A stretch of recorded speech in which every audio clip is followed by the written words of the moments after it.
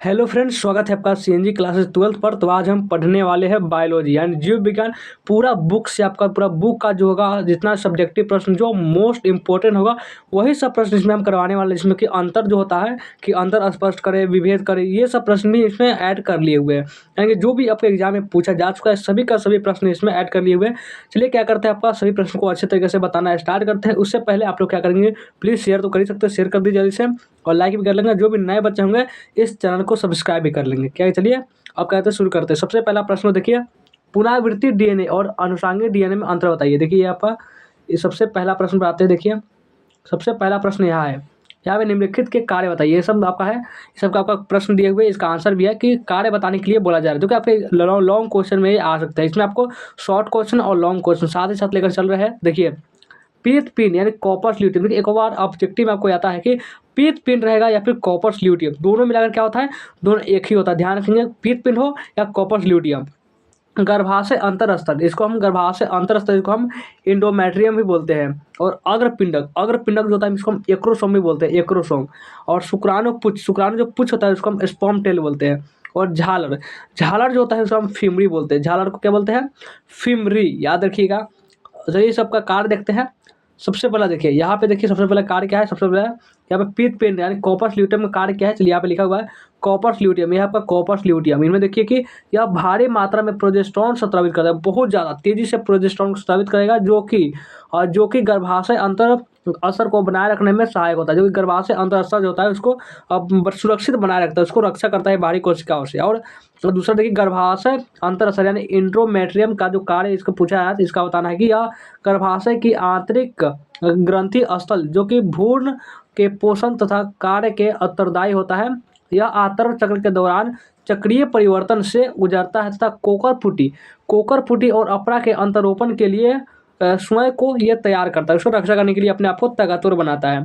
और तीसरा अग्रपिंडक, जिसको हम एक्रोसोमी बोलते हैं, अग्रपिंडक को हम एक्रोसोमी बोलते हैं। ध्यान रखिएगा, शुक्राणु के शीर्ष में एक दीर्घीकृत अगुणिक केंद्रक होता है और इसका अग्रभाग एक टोपीनुमा संरचना से आवृत होता है, जिसे अग्रपिंडक यानी कि एक्रोसोम कहते हैं। क्या कहते हैं इसे, अग्रपिंडक यानी कि एक्रोसोम कहते हैं।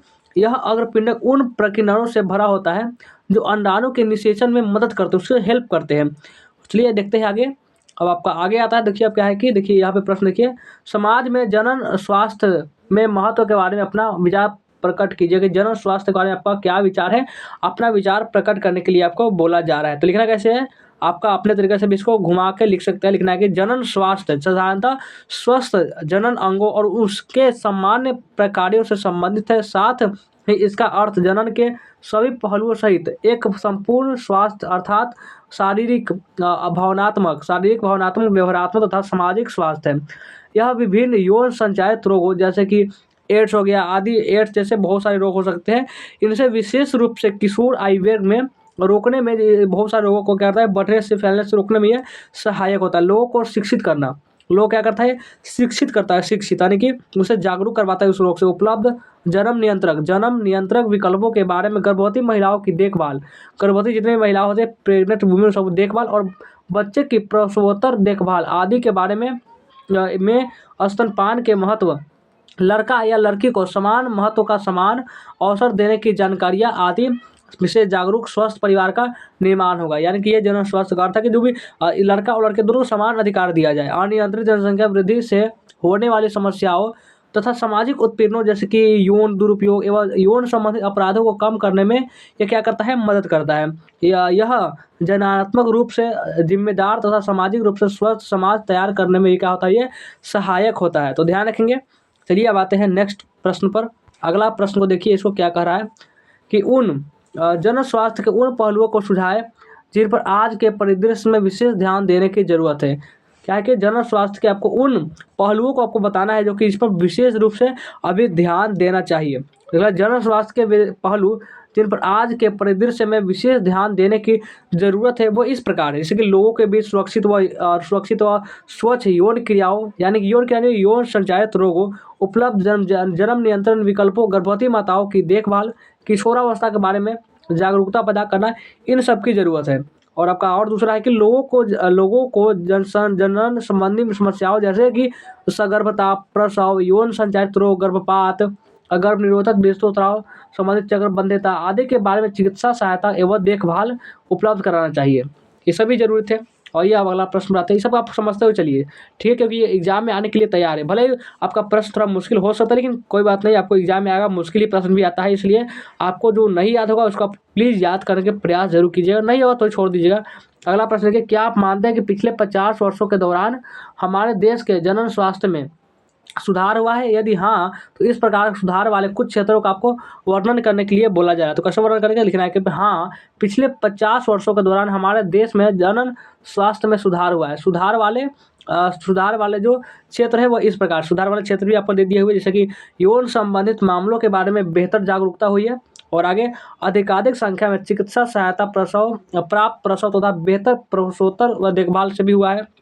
और आगे देखिए, मातृ एवं शिशु मृत्यु दर में गिरावट भी हुआ है, और लघु परिवार वाले जोड़ों की संख्या में वृद्धि, जो छोटे परिवार होते हैं उसके लघु संख्या में वृद्धि भी हुआ है, और यौन संचालित रोगों की सही जांच पड़ताल तथा देखभाल की, कुल मिलाकर सभी यौन समस्याओं हेतु बढ़ी हुई चिकित्सा जो असुविधा होती है इसके बारे में भी है। अब आइए नेक्स्ट आते हैं। नेक्स्ट जो प्रश्न है, जनसंख्या विस्फोट के कारण बताने के लिए आपको बोला जाए। जनसंख्या विस्फोट के क्या क्या कारण है? तो हम लिख दिए हुए हैं जनसंख्या विस्फोट के निम्नलिखित कारण है। आपको प्रश्न जो होगा वो किसी प्रकार से घुमा कर भी देगा, तो आंसर आपको यही लिखना है, ठीक है? समझ रहे हैं ना? अब देखिए, जनसंख्या विस्फोट के निम्नलिखित कारण है, जैसे कि मृत्यु दर में तीव्र गिरावट, दूसरा मातृ मृत्यु दर में कमी, तीसरा शिशु मृत्यु दर में कमी, और चौथा जनन आयु के लोगों की संख्या में वृद्धि, ये सभी है। अगला प्रश्न, क्या गर्भ निरोधकों का उपयोग न्यायोचित है? कारण बताइए। जो गर्भ निरोधक का जो उपयोग किया जाए क्या वो न्यायोचित है? तो उसका कारण बताने के लिए आपको बोला जाए, तो कैसे बताएंगे? चलिए आपको बताते हैं। लेकिन हाँ, गर्भ निरोधकों का उपयोग न्याय उचित है, क्योंकि तीव्र दर से बढ़ती जनसंख्या को नियंत्रित करने में ये सहायक होती है, क्योंकि जनसंख्या इतनी तेजी से बढ़ती जा रही है कि कुछ कहे नहीं जा सकता। मोदी जी क्या कहा था, दो ही रखने दो, लेकिन बच्चे क्या कर 4, 5, 6, 7 पैदा करे जा रहे हैं जो आदमी है वो, यानी कि अब इतना ज़्यादा जनसंख्या बढ़ रहा है कि कोई ठीक ही नहीं है। और सिर्फ एक लड़का और एक लड़की को रहने दिया जाए तो बहुत ज़्यादा, क्या बात करें तो अब बहुत ही जनसंख्या पर हद तक कुछ ठीक हो जाएगा। लेकिन अब क्या हो गया, जो भी गरीब लोग होते हैं वो ज़्यादा ज़्यादा कम, सब एक देखिएगा, एक जो परिवार होगा उसके पास 4-5 बेटे, 4-5 बेटियाँ, 8-9, इस पर इतना प्रकार से बहुत ज़्यादा हो क्या रहा है कि वो सब क्या है, जन्म दे रहे हैं। ऐसा नहीं करना चाहिए, इससे जनसंख्या की खाने पीने की भी कमी हो जाती है। और आगे, यह कामेच्छा, प्रेरणा तथा मैथुन के में बाधक ये नहीं होता है। और आगे, ये अवांछित गर्भधारण को रोकने और यौन संचारित रोग को नियंत्रित करने में भी बहुत ज़्यादा सहायक होते हैं, ध्यान रखिएगा। आते हैं आगे, आगे आते हैं तो देखिए क्या है कि उल्वेदन एक घातक लिंग निर्धारण जांच प्रक्रिया है जो हमारे देश में निसंबंधित है, क्या यह आवश्यक होना चाहिए? टिप्पणी करें इस पर, क्या करना है आपको? टिप्पणी करने के लिए बोला जा रहा है, ठीक है? तो लिखना है कि हाँ, उल्वेदन का निषेधन आवश्यक है, क्योंकि हमारे देश में शिशु के लिंग का पता लगाने के लिए इसका क्या दुरुपयोग किया जाता है। जो लिंग का पता लगाने कि वह जो गर्भ में जो बच्चा पल रहा है वो लड़का है या लड़की, इसको पता लगाने के लिए इसको बहुत ज़्यादा इसका उपयोग किया जाता है, जिसका नाम क्या है? एमनियोसेंटेसिस, याद रखिएगा। तथा मादा भ्रूण होने पर गर्भपात कराया जाता है। जब भी अगर मान पता चलता है कि वो जो गर्भ में जो शिशु पल रहा है वो लड़की है, तो क्या होता है, उसको गर्भपात कराया जाता है, उसको उसी में गर्भ हत्या कर दी जाती है। और आगे देखिए, नेक्स्ट है आपका, अब आपका आइए कि देखिए क्या है, बंद दंपतियों के स्थान पाने हेतु सहायता देने वाली कुछ विधियाँ बताइए। क्या है, किस क्या का बंद दंपतियों को संतान पाने हेतु, यानी कि जो भी क्या होता है, जो भी क्या बोलते हैं, जो बांझ जिसको बोलते हैं, बंधिता जो होती है, नहीं बंद दंपति, यानी जो ऐसी स्त्री जो भी बच्चा पैदा करने में असमर्थ होती है, उनको माँ बनने के लिए कौन सा विधियाँ जो है उसके बारे में बात करते हैं। तो बंद दंपतियों को संतान पाने हेतु सहायता देने वाली कुछ विधियाँ इस प्रकार है। इससे आप क्या होगा, वो पुत्र शोक भोग सकते, जैसे कि आपको टेस्ट ट्यूब बेबी कार्यक्रम, ये भी कार्यक्रम बहुत ज़्यादा इंपॉर्टेंट है कार्यक्रम, याद रखिएगा। टेस्ट ट्यूब बेबी कार्यक्रम, इसमें प्रयोगशाला में पत्नी का या दाता स्त्री यानी कि दूसरे स्त्री के अंडे से पति अथवा दाता पुरुष से प्राप्त किए गए शुक्राणुओं को एकत्रित करके प्रयोगशाला में अनुरूपी परिस्थितियों में युग्मज बनने के लिए प्रेरित किया जाता है। यानी जो पुरुष का जो लिंग का जो क्या होता है, वीर्य होता है, उसको निकाल लिया जाता है, और जो अंडाशय, जो महिला का अंडाशय वहाँ से ले लिया जाता है, और दोनों को एक प्रयोगशाला में रखा जाता है। यानी कि किसके लिए रखा जाता है? युग्मज बनने के लिए, क्योंकि जो बांझ स्त्री तो वह तो क्या है, वह गर्भधारण करने में असमर्थ होती है ना, इसलिए इस युग्मज को फैलोपियन नलिकाओं में स्थानांतरित किया जाता है। फिर क्या करता है, जब वह युग्मज पूरी तरह से तैयार हो जाता है तो वह मादा का जो गर्भ होता है उसमें स्थापित कर दिया जाता है, और उसके बाद क्या होती है, वो पूर्ण रूप से बच्चे को जन्म दे पाती है। फैलोपियन नलिका में अंडाणु का स्थानांतरण, ये भी बहुत ज़्यादा इंपॉर्टेंट विधि है फैलोपी नलिका में अंडाणु का स्थानांतरण, इसको हम GIFT बोलते हैं। क्या बोलते हैं इसको हम? GIFT, ठीक है, समझ गए। देखिए, जहाँ स्त्रियां अंडाणु उत्पन्न नहीं कर सकती, अब ऐसा भी तो है कोई स्त्री अंडाणु उत्पन्न नहीं कर पाती, लेकिन जो निषेचन और भ्रूण के परिवर्धन के लिए उपयुक्त वातावरण प्रदान कर सकती है, जो कि उस वातावरण को प्रदान कर सकती है, उसमें दाता से अंडाणु लेकर उनकी फैलोपियन नलिका में स्थानांतरित कर दी जाती है। तो ये भी आप समझ गए। आइए हम नेक्स्ट प्रश्न पर आते हैं। अगला प्रश्न क्या करा, चलिए पढ़ते हैं इसको कि किसी व्यक्ति को यौन संचारित रोगों के संपर्क में आने से बचने के लिए कौन कौन से उपाय करना चाहिए, यानी कि किसी व्यक्ति को यौन संचारित रोगों से और उससे बचना है तो कौन से उपाय करना चाहिए। आपको भी बचना होगा, सिंपल सी बात है, आपको भी बचना है, हम लोग सभी को बचना है। तो यौन संचारित रोग से जो बचने का उपाय है उसके बारे में बताते हैं। किसी व्यक्ति को यौन संचारित रोगों से बचने के लिए निम्नलिखित उपाय अपनाने चाहिए। जैसे नीचे लिखा गया है, किसी अनजान व्यक्ति या बहुत से व्यक्तियों के साथ यौन संबंध न रखे। यौन संबंध तो किसी दूसरे अनजान व्यक्ति से बनाना ही चाहिए। आज के कारण तो खूबसूरती पर जो आजकल जो लड़के हो रहे हैं वो क्या आकर्षित हो जा रहे हैं और हो गया, समझ लो कि बर्बाद। दूसरा, मैथुन के समय सदैव कंडोम का इस्तेमाल करें। जब भी मैथुन क्रिया करें तो वो कंडोम का उपयोग करना ही चाहिए। यदि कोई आशंका है तो तुरंत ही प्रारंभिक जांच के लिए किसी योग्य डॉक्टर से मिले, और यानी कि जो अच्छे डॉक्टर से मिले, जो कि रोग का पता लग सकता है कि तुम्हें कैसे इसे कौन सा रोग हो रहा है। डॉक्टर से भी परामर्श लेना बहुत ज़्यादा जरूरी हो चुकी है, किसी भी रोग के बारे में वही बताते हैं। नेक्स्ट आई तो मेंडल द्वारा प्रयोग किए गए मटर के पौधे का से क्या लाभ हुआ। मटर के जो पौधे पर जो प्रयोग किया गया था उससे क्या लाभ हुआ, इसके बारे में बात करते हैं। मेंडल द्वारा प्रयोगों के लिए मटर के पौधे चुनने के निम्नलिखित लाभ हुए। कौन कौन से लाभ बात करते हैं, बोले मटर में दिखाई देने वाले कुछ विपरीत लक्षण जो इस प्रकार है। चिकने या झुर्रीदार बीज, पीले या हरे बीज, चिकनी या फूली हुई कलियां, हरी या पीली पत्तियां, लंबे या बौने पौधे, और स्वपरागण के फलस्वरूप कई पीढ़ियों तक समान लक्षण के संततियों का उत्पादन होता है। बहुत सारे उत्पादन हो रहा है। और आगे, मटर के पौधे का जीवन काला छोटा है, क्या है, काला छोटा है, और एक पीढ़ी में अनेक बीज उत्पन्न होते हैं। कितने, बहुत ज़्यादा, एक पीढ़ी बहुत सारे बीज क्या उत्पन्न होते हैं, जिसके कारण नए नए पौधे का निर्माण होता है। तो आइए अब नेक्स्ट प्रश्न पर आते हैं। अगला जो प्रश्न है, प्रभाविता और अप्रभाविता में अंतर बताइए। जो प्रभाविता होता है और जो अप्रभाविता, दोनों में अंतर बताने के लिए आपसे बोला जा रहा है। तो बहुत सिंपल सी बात है, आप अंतर बता सकते हैं। यहाँ पे देखिए अप्रभाविता है और यहाँ पे आपका प्रभाविता है, तो ध्यान रखेंगे। तो लिखना कैसे है, एग्जाम में आपको ये प्रश्न मांग चलिए आ जाता है। सबसे पहले इस प्रकार से आपको दो भागों में बांट लेना है, दो भागों में, और एक और प्रभाविता लिख देना है और एक और आपका अप्रभाविता लिख देना है। और लिखना है आपको कि प्रभाविता युग्म विकल्पी की अभिव्यक्ति अप्रभाविता कारकों की उपस्थिति में भी हो सकती है, और इसमें अप्रभाविता युग्म विकल्पों की अभिव्यक्ति प्रभाविता कारक की उपस्थिति में नहीं हो सकती है। और दूसरा देखिए, अदृश्य प्रारूप की अपना प्रभाव उत्पन्न करने के लिए इसे किसी अन्य युग्म विकल्पी की आवश्यकता नहीं होती, और यह समान युग्म विकल्पी की उपस्थिति में ही अपना दृश्य प्रारूप प्रभाव उत्पन्न करता है। जैसे कि जो स्मॉल डबल टी है, वो इसमें एक कैपिटल टी और एक स्मॉल टी, तो दोनों इस प्रकार से प्रभाविता और अप्रभाविता में अंतर। उम्मीद है आप इसे समझ गए होंगे। तो चलिए अगला प्रश्न पर चलते हैं। अगला प्रश्न क्या करा है कि समयुग्मजी और विषमयुग्मजी में अंतर बताइए। तो समयुग्मजी होते हैं, जो विषमयुग्मजी होते हैं, दोनों में अंतर बताने के लिए आपको बोला जाए तो कैसे बताना है, लिखना है कि समयुग्मजी, यहाँ पे विषमयुग्मजी लिखा है और यहाँ पे है समयुग्मजी। तो लिखना कैसे है, लिखना है कि यह एक विशेष के लिए शुद्ध होता है तथा द्रवदुप प्रजनन तथा अर्थात समयुग्मजी व्यक्ति इससे होता है उत्पन्न होता है। उसमें कहा विषमयुग्मजी में कि यह कभी कभी शुद्ध होता है तथा स्वपरागण से ही जीनोटाइप यानी जीन प्रारूप के साथ संतति उत्पन्न करता है, जैसे कि कैपिटल डबल टी। और इसमें लिखा है दोनों युग्म विकल्पी के लक्षण एक समान होते हैं। उदाहरण के लिए आपका कैपिटल टी और स्मॉल टी दोनों है इसमें। और इसमें विषम युग्मजी में युग्म विकल्पी असमान हो सकते हैं। उदाहरण के लिए आपका एक कैपिटल टी और स्मॉल टी। और तीसरा अंतर, यह केवल एक प्रकार के युग्मक उत्पन्न करता है, और इसमें यह दो अलग अलग प्रकार के जो होता है युग्मक जो होता है वो उत्पन्न करता है। तो ठीक है, आप इसको भी समझ गए होंगे। समयुग्मजी और विषमयुग्मजी में अंतर कहेगा लिखने के लिए क्या करना, लिख देना है, नहीं लिखना है। अब ये कोई ध्यान रखिए, अंतर भी एक दो पूछेगा तो पूछेगा कन्फर्म है। दो अंतर आपको क्लियर हो जाने वाला है, चाहे कोई बार अंतर हो, आएगा तो आएगा। देखिए अब एक संकर और द्विसंकर संकर में अंतर बताइए। तो एक संकर जो है और द्विसंकर में क्या क्या अंतर है उसके बारे में बात करते हैं। तो यहाँ पे एक संकर है और यहाँ पे द्विसंकर है। सबसे पहले हम एक संकर की बात करें तो युग्म विकल्पी के एकल जोड़ी के वंशागति अध्ययन के लिए यह दो शुद्ध जीवों के बीच का ये क्या है, संकरण है।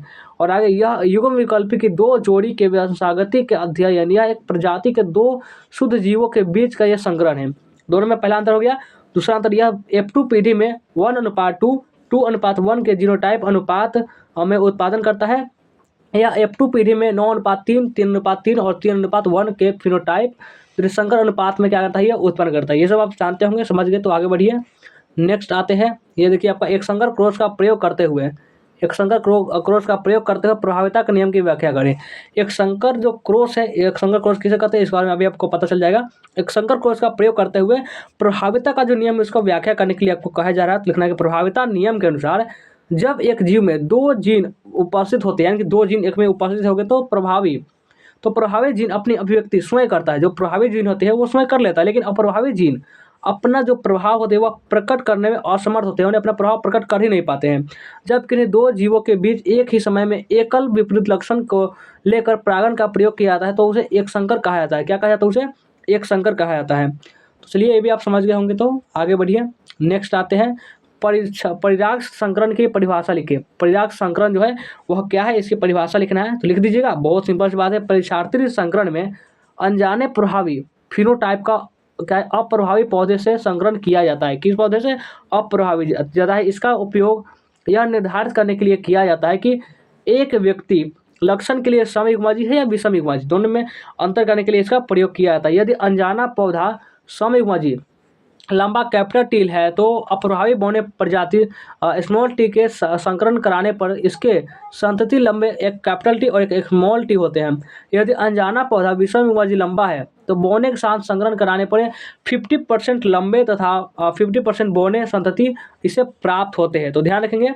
चलिए आगे बढ़ते हैं। नेक्स्ट आइए अगला प्रश्न पर। ये आपका वंशावली विश्लेषण क्या है? वंशावली विश्लेषण क्या है? यह विश्लेषण किस प्रकार उपयोगी है? वंशावली विश्लेषण क्या है और यह विश्लेषण किस प्रकार उपयोगी है इसके बारे में भी पूछा जाए तो लिखना है कि किसी परिवार के पीढ़ी दर पीढ़ी विशेष लक्षणों का अध्ययन वंशावली विश्लेषण कहलाता है। किसी परिवार के पीढ़ी दर पीढ़ी और लक्षणों का जो विश्लेषण होता है उसे हम वंशावली विश्लेषण कहते हैं।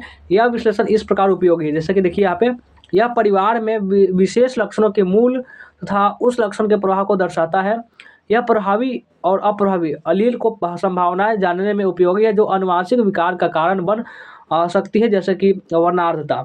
और अब देखिए, यह नज़दीकी रिश्तेदारों में विवाह के हानिकारक प्रभावों का अनुमान लगाता है। यह बच्चों में विकारों को दूर करने के लिए आनुवंशिक प्रमाण के लिए इसे सहायता करता है। ठीक है, यहाँ तक आपका पूरा क्लियर होगा।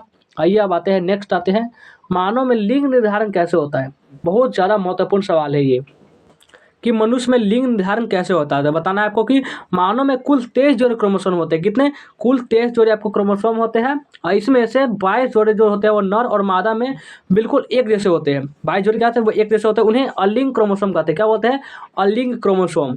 मादा में क्या है कि एक्स क्रोमोसोम का एक जोड़ा भी होता है और नर में एक आंतरिक एक क्रोमोसोम वाई होता है जो नर लक्षण का निर्धारक होता है। जो नर के शुक्राणु जनन के समय 2 प्रकार के युग्मक बनते हैं। कुल उत्पन्न शुक्राणु संख्या का 50% एक्स युक्त होता है और तथा शेष 50% रहता है वाई होता है, यानी सभी अलग अलग प्रकार के होते हैं। इनके साथ अलिंग क्रोमोसोम तो आते ही है। मादा में केवल एक ही प्रकार के अंडाणु बनते हैं। कितना प्रकार के? सिर्फ एक ही प्रकार के अंडाणु बनते हैं जिसमें एक्स क्रोमोसोम होते हैं। यदि अंडाणु का निषेचन एक्स धारी शुक्राणु से हो तो युग्मज मादा में परिवर्तित होते नहीं, एक्स एक्स होती है जो कि संतान लड़की होती है। और इसके विपरीत वाई क्रोमोसोम, यदि जो मादा की, देखिए सिंपल से बात समझ लिए, मादा में क्या करेंगे, 2 एक्स एक्स होते हैं, लेकिन पुरुष में क्या होता है, एक एक्स होते हैं और एक वाई होते हैं। अगर पुरुष का एक्स और जो स्त्री का जो एक्स वो मिलेगा तो क्या होगा, संतान क्या होता है, वो लड़की होती है। और अगर जो होगा पुरुष का जो वाई होगा और महिला का भी एक्स ही मिलेगा फिर भी क्या होगा, वो संतान लड़का होता है। यही आपका मानव लिंग निर्धारण कहता है और निषेचन होने पर नर संतति जन्म लेती है। तो ये भी आपका मानव लिंग निर्धारण कैसे होता है ये भी आपको समझ गए होंगे। तो आगे बढ़िए। नेक्स्ट आते हैं कि स्वप्रभाविता क्या है। स्वप्रभाविता आखिर होता क्या है? तो स्वप्रभाविता ऐसी घटना है जिसमें F1 पीढ़ी दोनों जनकों से मिलती है। कितने? दोनों जनकों से मिलेगी। तो जनक लक्षणों के एक साथ व्यक्त किया जाता है। उदाहरण की बात करें, उदाहरण की, तो यदि पीले रंग के फूल वाले पौधे का संकरण लाल रंग के फूल वाले पौधे से होता है तथा F1 पीढ़ी में लाल और पीले रंग के दोनों अलील के लिए यह प्रभावी के कारण तभी संतति नारंगी जो होती है वो फूल होते हैं। तो समझ गए कि स्वप्रभाविता क्या है, बहुत अच्छे समझ गए। आगे बढ़िए। नेक्स्ट है आपका कि अपूर्ण प्रभाविता क्या है। स्वप्रभाविता समझ गए, अब आइए अपूर्ण प्रभाविता को भी समझ लेते हैं। अपूर्ण प्रभाविता ऐसी घटना है जिसमें युग्म विकल्पी के जोड़े को प्रभावी या अप्रभावी रूप में व्यक्त नहीं किया जाता है, लेकिन संकर में एक साथ स्थित होने पर आंशिक रूप से स्वयं को व्यक्त करते हैं।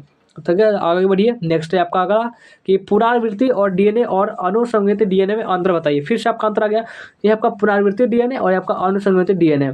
सबसे पहले बात करें पुनरावृत्ति डीएनए में, तो इसमें डीएनए उंगली छापी में डीएनए अनुक्रमों में स्थित कुछ विशिष्ट जगहों के बीच विभिन्नता का पता लगाते हैं, जिसे पुनरावृत्ति डीएनए कहते हैं।